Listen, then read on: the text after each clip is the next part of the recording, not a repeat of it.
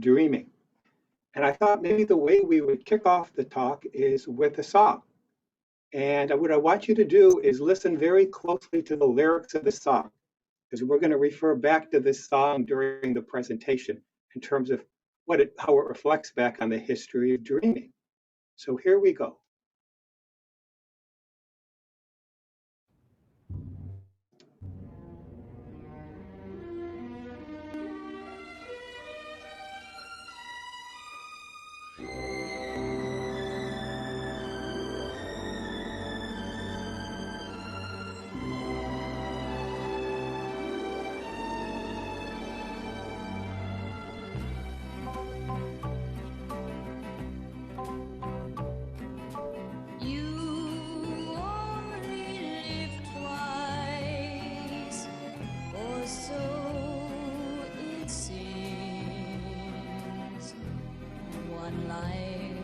Yourself and one for your dreams. You drift through the years and life seems tame till one dream appears and love is its name.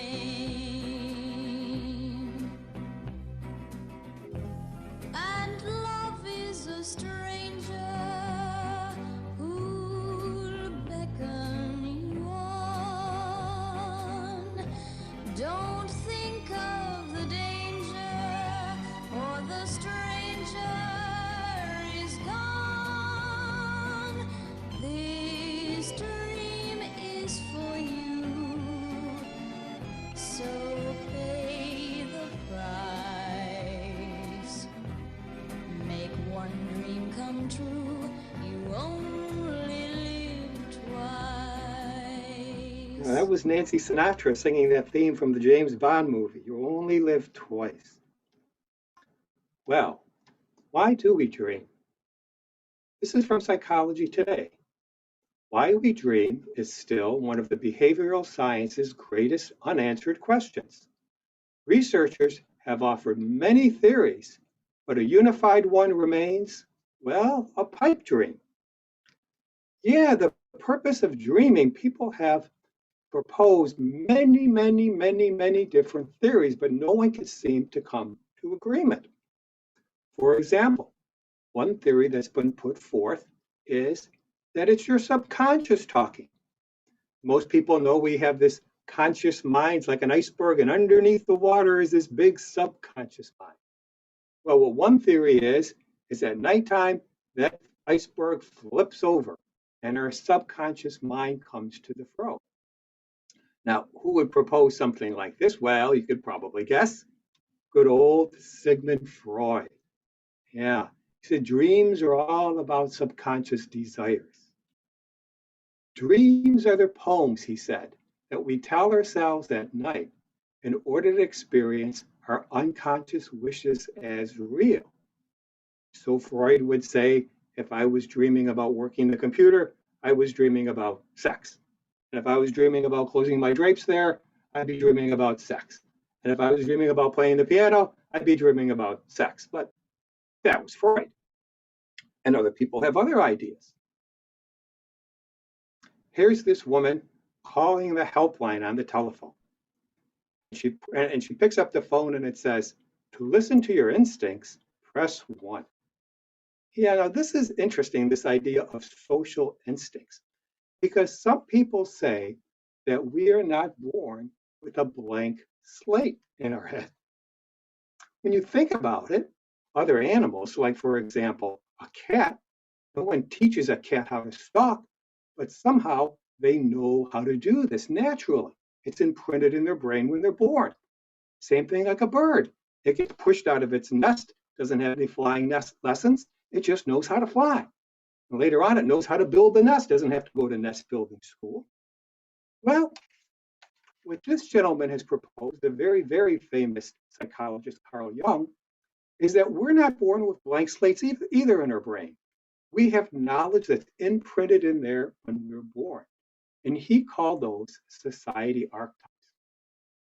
When you think about it, Aren't there certain kids, like for example, if you're just real curious, they got to be in everything, they got to explore, and they're like that from when they're little babies all the way through life.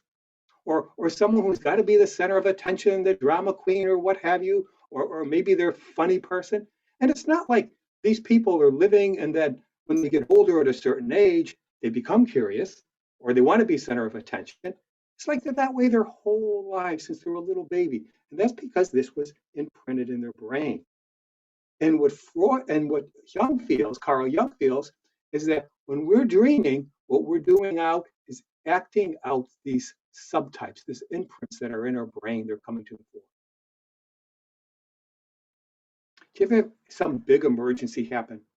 Oh, something catches fire on the stove, and you go and you call 911 and you grab the fire extinguisher, or someone gets cut and they're bleeding, and you automatically go over there and you're staunching the blood till the ambulance comes and such.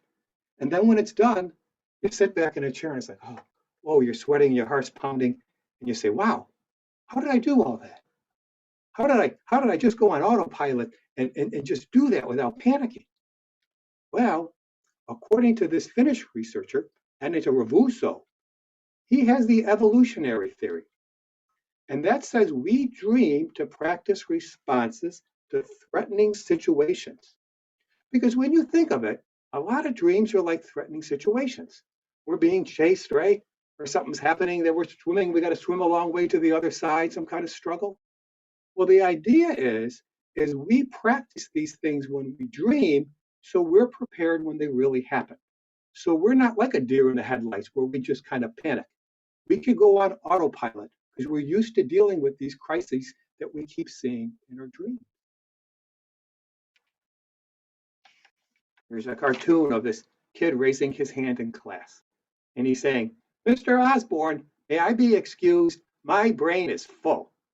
Yeah, a full brain. And this is Matthew Wilson, who says your brain uses dreams for memory retention. Dreams separate the memories worth keeping from those worth losing. Because when you think about it, we take in an awful lot of information constantly in our short-term memory. I mean, I'm standing here and I'm taking in the information from these added lights I got on for the camera, and I brought in some lilacs from outside, and I could smell these lilacs over here and hear the ticking of the clock in the background, and I got my dress shoes on that are a little bit uncomfortable. All this stuff's going on, but I'm not going to remember this the next day. And even in this presentation I'm giving you now, you'll only remember parts of it, not all of it. So how does our brain figure out when it plays stuff back days and days later or weeks later, well, what all the short-term memory stuff that I talked about, what's going to be put in our long-term memory? Well, that's where the dreams come into play. Our dreams play things back in order to put it into long-term memory, to kind of write the stuff on tape so it stays there for the long term and separates out the stuff it's throwing away from the stuff that it's going to keep. Do you ever have some kind of unsolvable problem? Oh, you just don't know what to do about something, and you turn it over in your head, and you're not sure what to do, and then you go to sleep, and you'll wake up, and the first thing in the morning, you sleep on it, and boom, you know the solution to the problem when you wake up, right? And that's what people say. You got a problem, sleep on it, sleep on it. And you wake up and why is this? Well, what happens with people when they struggle with an issue, they get this entrenched thinking. You wind up going over these same neural pathways again and again and again, and it doesn't get you anyplace. Well, according to Francis Crick, the reason we dream is it enables creativity. Dreaming helps break the entrenched ways of thinking. Rather than going over these same neural pathways, it opens up all neural pathways. And when you think about it, dreams are like that because dreams are real kind of crazy, right? They're super creative things that go on in dreams. I mean, if you were asked to write down a creative story, you probably couldn't write something down as creative as what you could dream, what some of your dreams are. And when you're dreaming these creative things, it's opening up all these new neural pathways. And all of a sudden, we could break out of the entrenched thinking with these old neural pathways and think of new solutions to things. So we wake up in the morning and all of a sudden, we see the answer because our brain brain opened up its pathways through the dreams. Francis Crick, by the way, is the same Crick who got together with Watson, who discovered the DNA helix. After he was in genetic research, he got into dream research. Besides a thorny problem you're working on, you could also have an emotional upset, something that bothers you during the day, an argument with a person, or maybe you're worried about offending people, or you got offended, and you're real upset about it, and you go to bed and you're upset, but somehow you wake up in the morning and you just feel better, and you kind of forget about it. Why should you could be worried about it all day, and then you go to bed and you wake up and everything's better? Well, if you have an emotional problem, what many people say the best thing to do is just talk to a friend, a non-judgmental friend. And you talk to this friend, and just by the process of talking things through, somehow it gets it off your chest and you feel better. Well, this particular researcher, Ernest Hartman, says this is the purpose of dreams. It's our nightly psychotherapy. We're able to deal with difficult emotions in a safe, non-judgmental place. So it's just like talking to a friend and getting things off your chest and talking it out. You actually talk it out in your dream space. And it's very non-judgmental, and that's why you feel better in the morning. Well, another set of researchers said, everybody you just heard about it is full of baloney. Yeah, that's just full, because it's random. All dreams are is a random firing of your brain neurons. Just weird stuff that's going on. And you wake up and you think it tells a story or reflects during the day because your brain is just putting it together. Almost like you see shapes in clouds. You see some shape and, oh, that cloud looks like a heart. Oh, that cloud over on the top right looks like a man pointing his finger. Or the one in the bottom middle looks like an elephant or a mushroom or what have you. There's nothing there, but your brain wants to see patterns so badly that it puts it together into these recognizable shapes. And that's what happens when you wake up. You just had a random things going on, but your brain wants to find those patterns so bad, like the clouds, it puts stuff up together like as though you were dreaming some kind of event that never really happened in the dream. It was just random images you were seeing. And this theory was put forth by Hobson and McCarley. They said random firings of the brain neurons that have absolutely no connection to our conscious life, that is really what's going on when we dream. Wow. So why do we dream? Well, here's another quote from the American Journal of Psychiatry. Never before in the history of biological research has so much been known about something from a descriptive point of view, with so little known at the same time about its function. Wow, this is confusing. I think what we need to do is take a break and have a little dream commercial.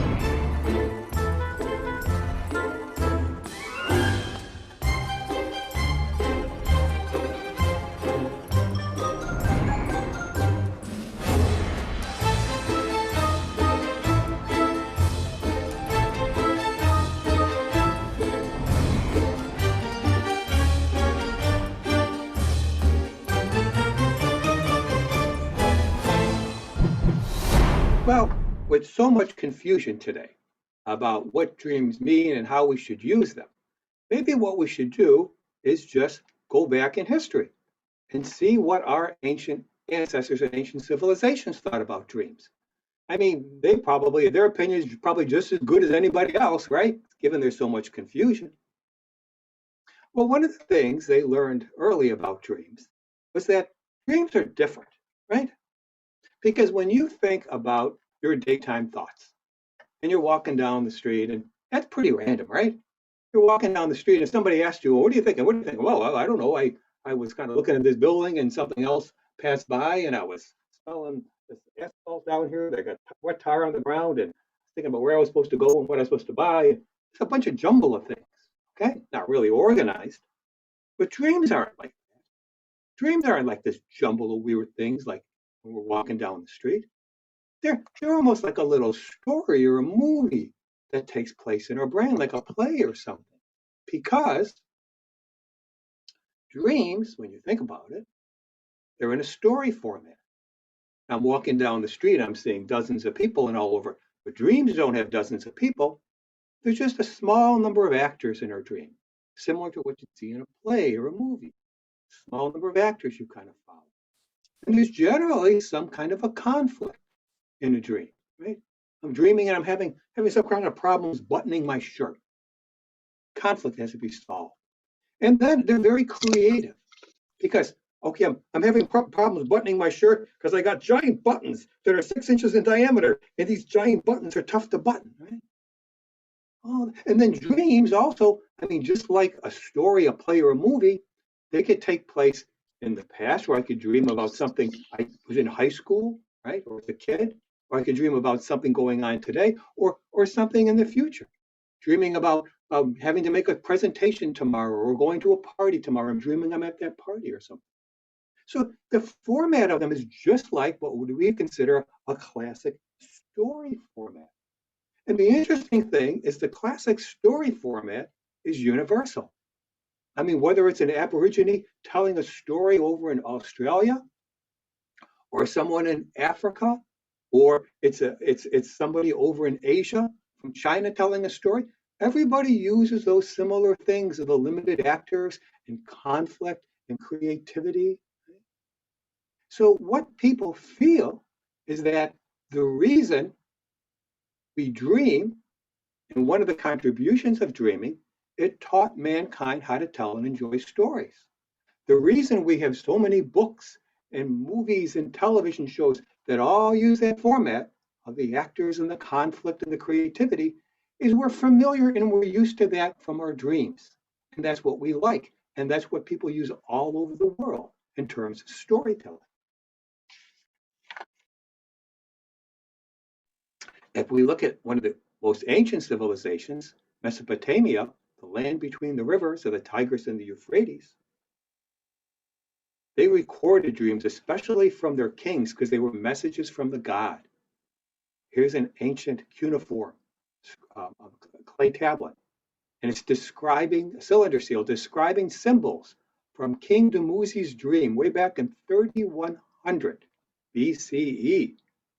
Now, why would they record a dream? Well, that's because people believe that the gods spoke to people, especially the kings, through dreams to tell them how to rule and what to do.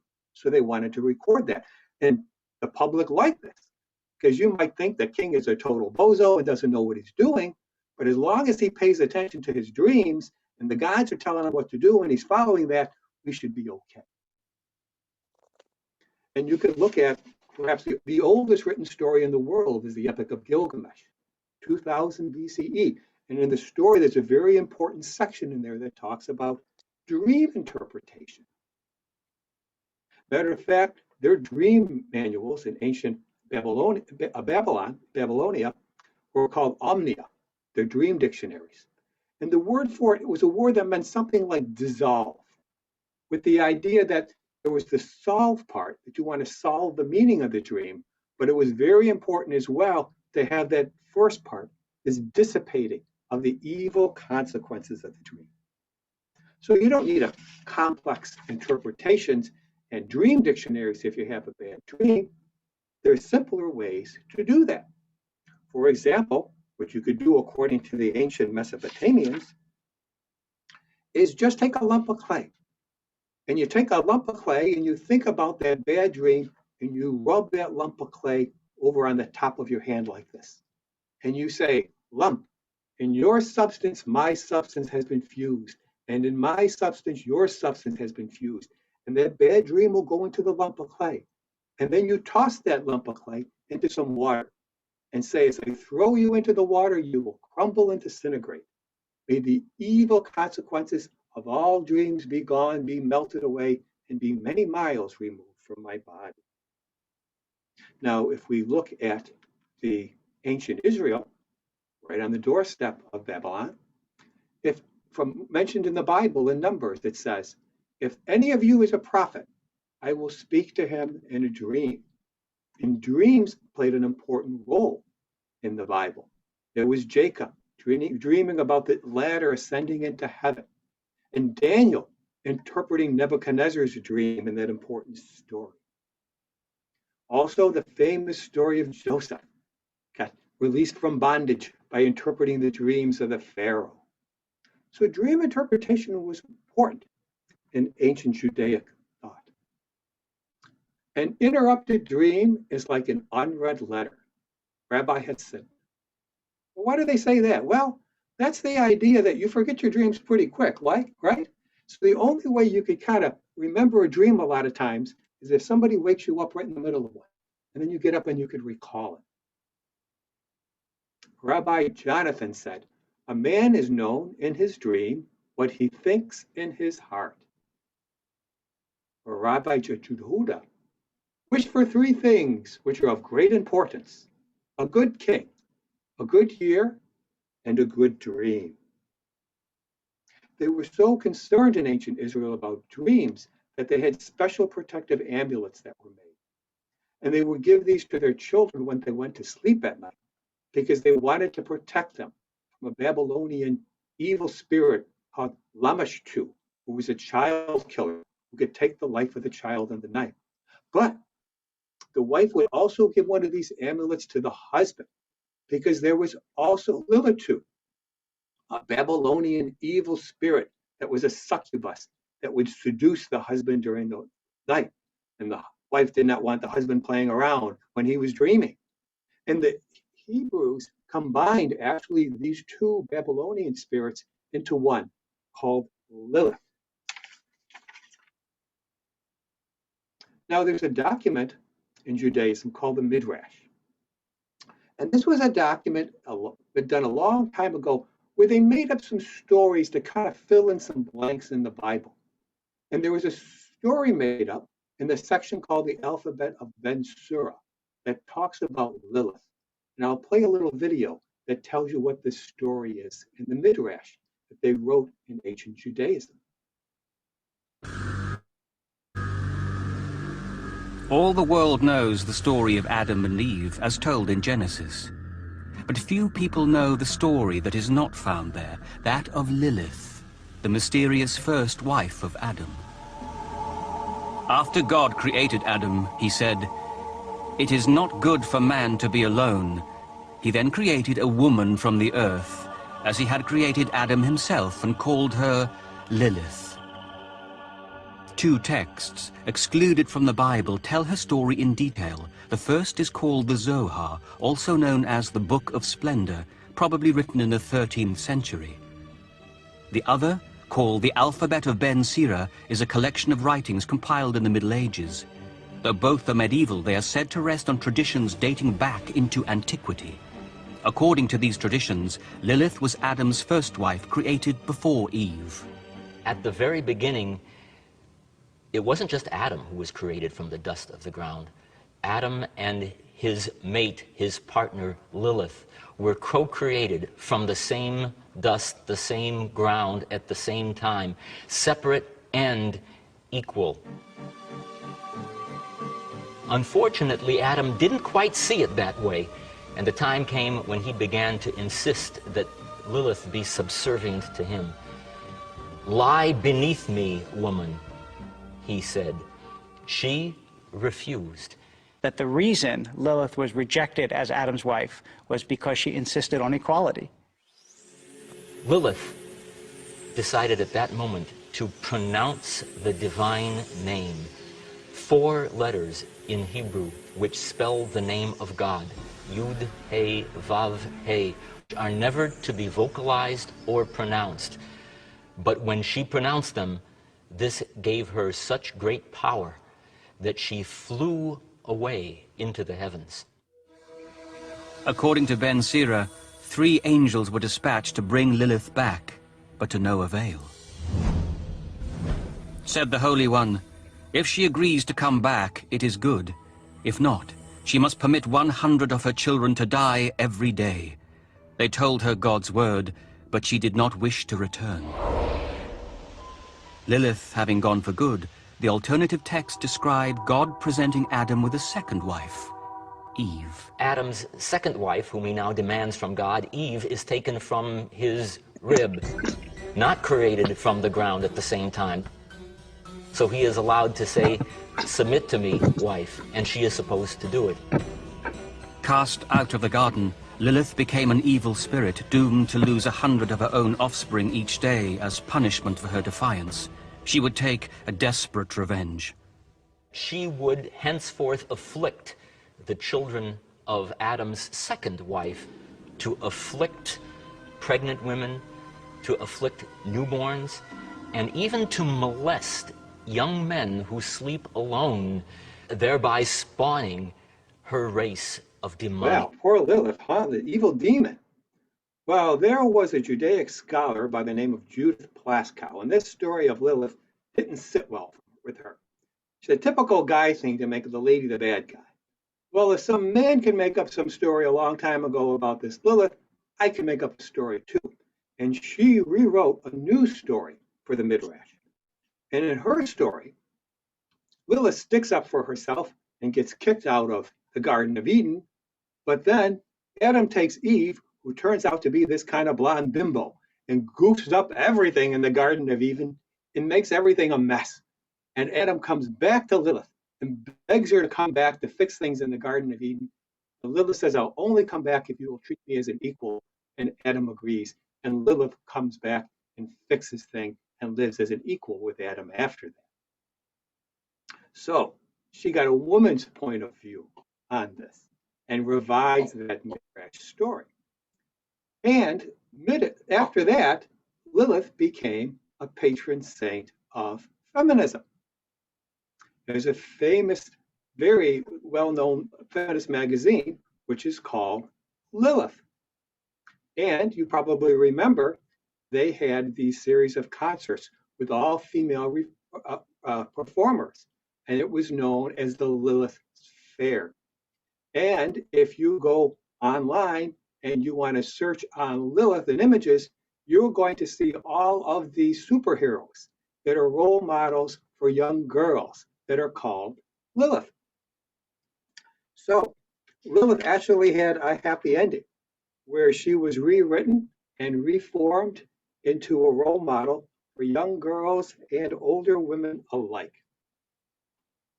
Well, let's move over to ancient Egypt while we're talking about the Middle East and see what the Egyptians thought about dreams. Well, you know, there was a very famous dream that was done by Thutmose IV back in 1400 BC. And you can see the Sphinx there. And what happened with the Sphinx is they'd have these big sandstorms. So it might be covered over by sand and it'd be that way for generations. Well, he had a very important dream where the Sphinx spoke to him. And the Sphinx said, "Hey, get this sand off me." Well, he said it in a much more elegant way. Because you see, the face on that Sphinx was a certain king. And that king was the father of Thutmose, who had the dream. And in the dream, he dreams that his father says, "Thutmose, my face is turned towards you. My heart inclines to you to bring good things. Your spirit shall be wrapped in mine. But see how the sand has closed in round me on every side. It smothers me, it holds me down, it hides me from your eyes. Promise me that you will do all that a good son should do for his father. Prove to me that you are indeed my son and will help me. Draw near to me, and I will be with you always. I will guide you and make you great. And right after he had this dream, there was a series of people that died, and unexpectedly, Tutmosis became the Pharaoh. And one of the first things he did as Pharaoh is he ordered all the sand to be removed around the Sphinx so it could be uncovered. The Egyptians had a special god of dreaming. There's the one on the right, looks like a traditional Egyptian god, and the one on the left looks more like a Greek god. And it's a representation of the same god of dreaming, Serapis. But the reason it looks like that is that after Alexander did his conquering, he divided up his kingdom among his generals. And he gave the general Ptolemy control of Egypt. And some of the Egyptian gods then took on a Greek-like appearance. So Serapis, the god of dreaming, can be seen both ways. The Egyptians thought so much of dreaming, they actually had a capital of dream interpretation, which was Memphis, a large city that had white walls all around it. And the city specialized in dream interpretation. This is where you came to have your dreams interpreted. And they found and dug up ancient plaques from the city. Here's one they found on an ancient street. It said, "I interpret dreams, having the god's mandate to do so. Good luck. The interpreter present here is Cretan." Now, the issue with going to Memphis for dream interpretation was it was fine if you lived over in Lower Egypt.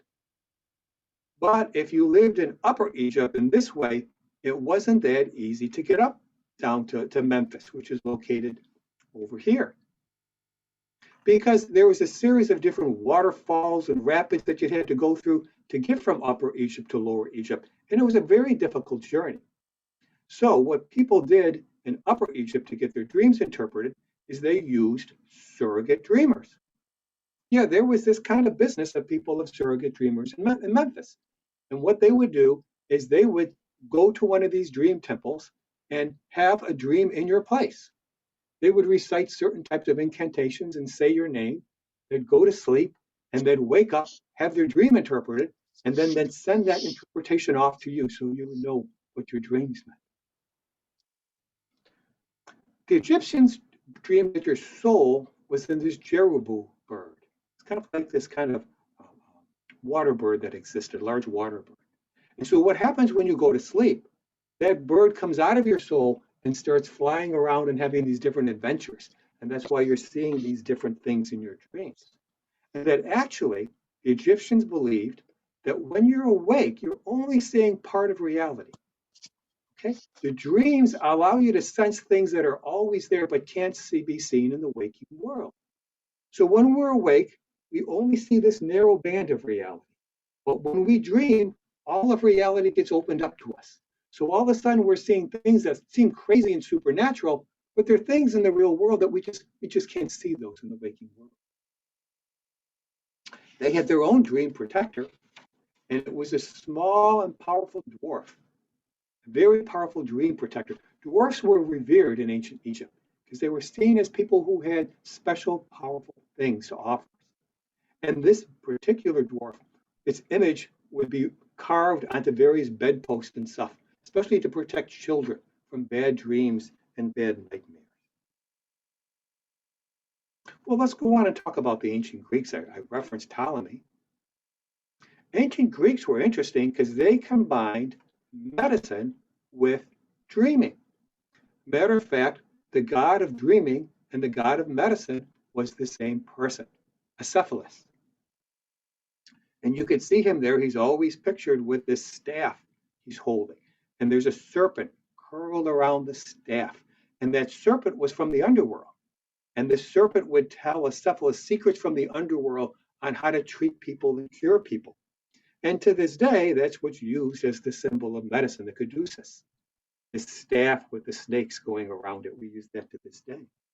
And here's an ancient relief showing Acephalus curing somebody. And he's visiting a dreamer there on the right. And you can see there's the snake on the person's shoulder sleeping, trying to help cure that person with Acephalus standing over them. See, they merged dreams together with medicine because of the way that they practice medicine. And when you think about it, when you're waking, you're kind of distracted with all this external stimuli. So I could stub my toe and oh my goodness, it hurts. But I'm busy giving this talk and doing stuff and it kind of gets pushed off to the side. But when I lay down to go to sleep tonight, boy, I'm going to feel that toe, right? You know, when you're sleeping, you feel that any kind of hurt or internal stimuli way, way, way more. So when somebody wanted to go to the hospital or doctor, they would go to one of the Skalpia temples, which is almost kind of like a sleep center, a dream center. So you would go in there for the night and you would lay down, and after a while, a doctor would come and say, well, what are your symptoms? What do you feel? I say, oh, I also am feeling my big toe hurt. Or oh, my jaw hurts or something. Okay. And then what they would do is they'd look at you and diagnose you, and then they give you a little potion to help you sleep. And maybe if your jaw hurt really, really badly, they'd give you a real strong potion, and you'd wake up, and all of a sudden one of your teeth would be gone. That extracted tooth they saw was bothering you. Or perhaps you came in with some kind of a swelling, and they gave you something strong, and you woke up, and they did a little surgery to remove an arrow point or something. Or perhaps they'd say, you know, it's not that serious. They give you a light sedative with the idea that give you 2 aspirin and call you in the morning. Maybe it's something you just need a good night's sleep and you'd feel better the next morning. So you'd wake up, and if you felt better, you would make a donation to the temple. And generally they would give some type of money along with a little kind of a replica of a body part of whatever was cured, your leg or your foot, and then hang that, as you could see, along the walls of the temple. And that would pay for the upkeep of the temple and the physicians. If we move over to Asia, now Asia is interesting because they believe in these other planes of consciousness. And that's where they put dreams as well. For example, if you look at Taoist thought, right? Famous Taoist poem. I dreamed I was a butterfly flitting around in the sky. Then I awoke. Now I wonder, am I a man who dreamt of being a butterfly? Or am I a butterfly that's now dreaming that I am a man? Yeah. Dreaming was very much tied into their concepts of yin yang that control the universe and these different types of forces. And one of the ways to keep yin and yang straight is you could think of yin as a young girl who's calmly sitting in the moist grass in the shade of a cool tree, calmly reading a book and contemplating its contents. And there's Yang, her wild little brother, running around in the hot sun, swinging from trees, doing all these aggressive, dangerous type things. Well, what the Asians felt that dreams were doing was trying to get this balance between your yin and your yang. So during the day, if you dreamt about that you were working very hard and sweating and toiling, you might have a dream that you were resting on a cool balcony.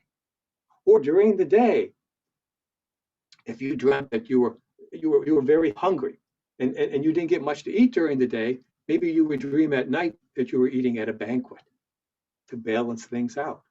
Or if you dreamt during the day that you were sweating and hot in the sun, you might dream at night that you were cold and shivered. So dreams are meant to balance out the yin and yang of reality. They were very careful, though, about their dreams because the Chinese believed that your dreams can take you to visit the land of the dead. And if you suddenly woke up in the middle of a dream where you were dreaming about the land of the dead and you were there, you might not wake up. You might remain in the land of the dead and never wake up. So, as a result, in China, it was traditional that they didn't use alarm clocks because nobody wanted to be woken up artificially just in case they just happened to be dreaming about the land of the dead. So if you know any ancient, older Chinese people, they tend to go to bed very, very early because they want to be woken up naturally themselves. They don't want anybody waking them up or some type of alarm waking them up and take a chance that they might not wake up and be in the land of the dead. There's a lot of dream manuals. You can go to the oldest Chinese almanacs, 1000 BC, and they'd also always have a section there about dream interpretation. Most famous one was Mr. Cho's Book of Dreams. So if a child would fall asleep in the classroom, the teacher would always come up to them and tap them and say, "Hello, have you been visiting Mr. Chu?" In India, next to China, dreams kind of melded into their ideas of reincarnation, that you're born and reborn into these different lives. So what they would say is a very young child, when they have dreams, they're dreaming about their past life. And as you get to be an older adult, you're dreaming about your present life. And as you get to be an old person, you're starting to have dreams about your next life that you're going to be reincarnated into. In North America, dreams were very, very important to the Native Americans. Many tribes, including the Seneca, took great stock in their dreams. Many Indian names have to do with the dream. If you dreamt of wolves, your name might be, Fierce Wolf. Or if you dreamt of bear cubs, you might be named Little Bear. And it was very important to complete a dream. If you dreamt perhaps that you were going to tip over a canoe and drown, well, people would give you then little makeshift canoes that were extra sturdy, so you could have something that tells you this isn't going to happen to you. Or if you dreamt you got injured on a bear hunt, they would make sure you came to a bear hunt with them, and they would look after you to complete the dream to show that you would not be injured after all.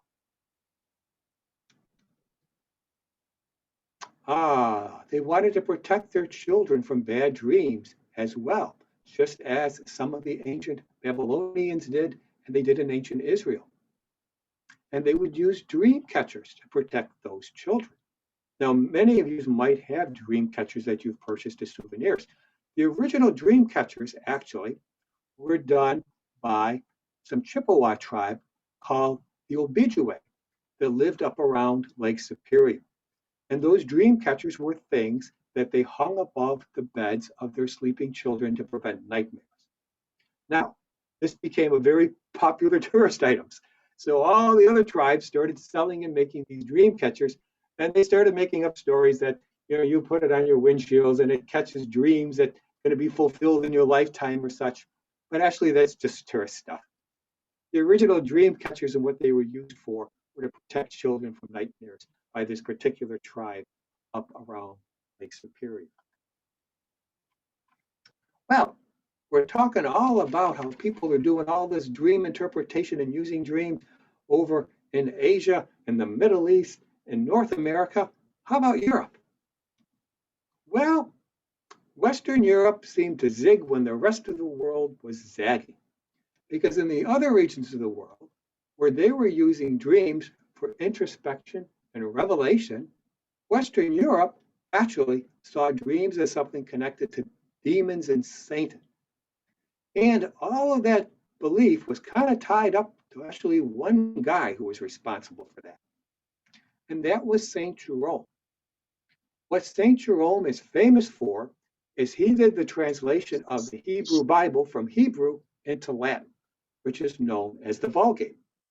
Now, he didn't do this all by himself. He had a team of interpreters that was working with him. And he made a mistake. There is a word in Hebrew that means witchcraft, and the Hebrew word is anan. And they were translating a section of Hebrew text as part of this exercise. And the original Hebrew text said, "You shall not practice augury, forecasting the future, or anan, witchcraft. You shall not practice forecasting the future or witchcraft." Well, he mistranslated this, and it wound up going into the Latin Vulgate, the Latin Bible, as, "You shall not practice augury or observing dreams." Well, why he made that mistake, we're not sure, because he actually interpreted anan correctly in some other areas, probably just some sloppy editing. But at any rate, that scared people into ever basically talking about dreams. So no one would ever get up in the morning and sit around a breakfast table with people and start talking about a dream he had, because they would be accused of type of demon or witchcraft. And if you did, word might get out and you might get paid a visit by those people in the Inquisition and invite you to a little party, right? Wow, pretty scary stuff, huh? Let's take a break now for another dream commercial.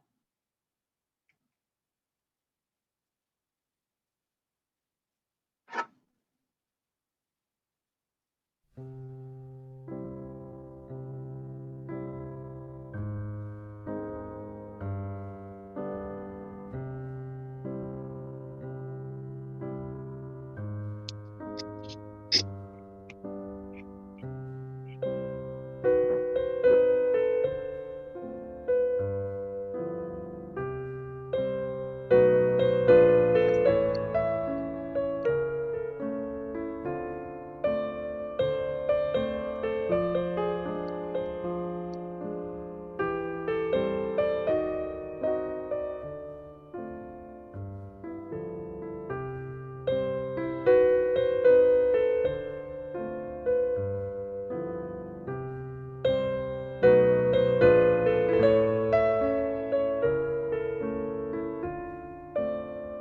want to take a nap?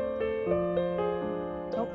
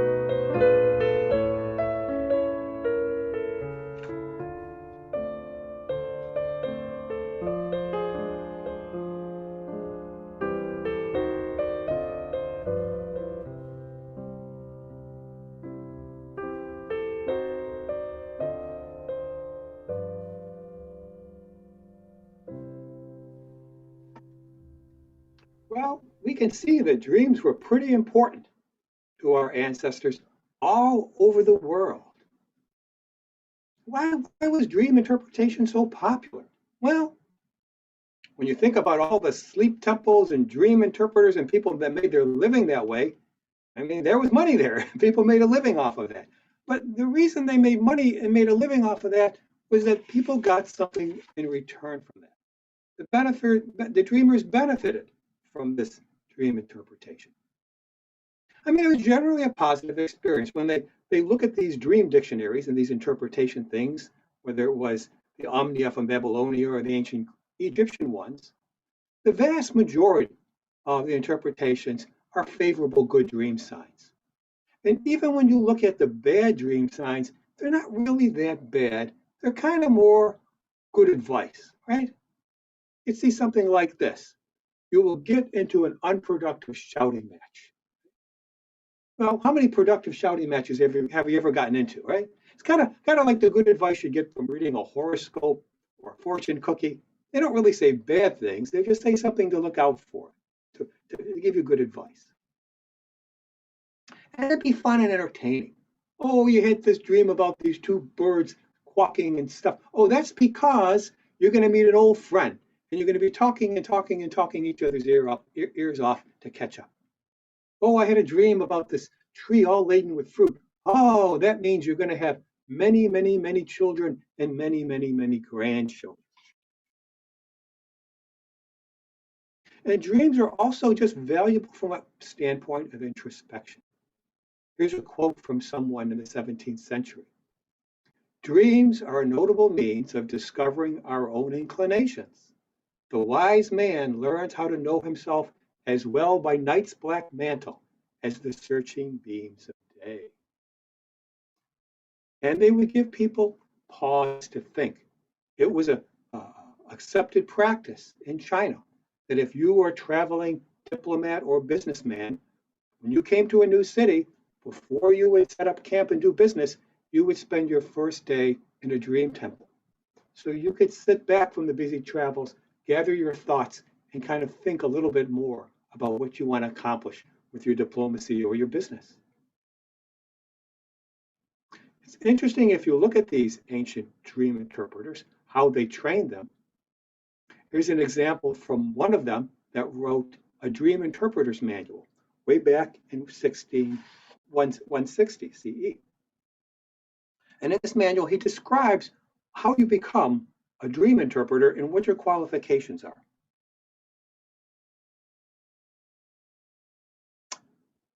It deals primarily with suggestions regarding the role of a dream interpreter.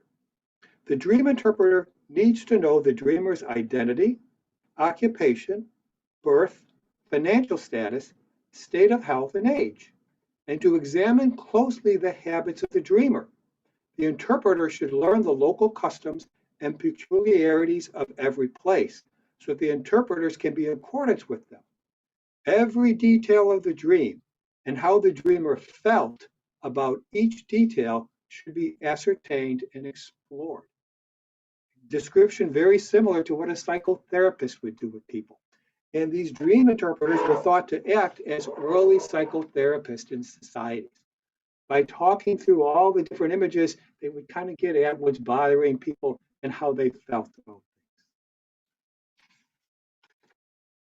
Also, dreams can be a source of incredible creativity.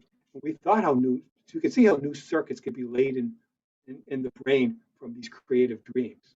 For example, Elias Howe came up with the invention of the sewing machine through a dream. Music hasn't been invented in dreams. Somebody woke up and heard the song Battle Hymn of the Republic in their head and wrote that down. Paul McCartney woke up one day and had the tune of Yesterday in his head and wrote that down, occurred to him in a dream. There was a famous scientist who was struggling with the structure of the benzene molecule, and he couldn't figure it out. He wound up having this recurring dream of a snake biting its tail, and it occurred to him that the benzene molecule was this circle. So there's a lot of invention that has happened through dreams. The other interesting thing is that dreams are this kind of inspiration, right? Native American has this dream about horses, and this inspires him to become the greatest horseman of his tribe and to train the best stallions and become the most accomplished horseman. And he follows through on that dream that he had and makes it come true. Because when you think about it, when you look at the dictionary of the dream, the definition of dream in a dictionary, it'll say it's a series of thoughts, images, or emotions occurring during sleep. But it's also going to say the definition of a dream is a strongly desired goal, something that satisfies a wish. Right?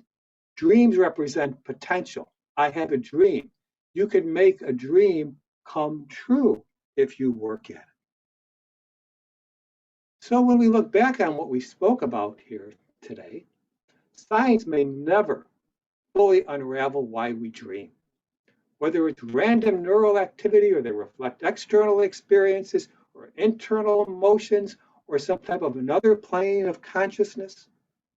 But what we can say is that, our ancestors and ancient civilizations did use dreams to their benefit. They used it as a form of entertainment with their dream interpretation and for their emotional health.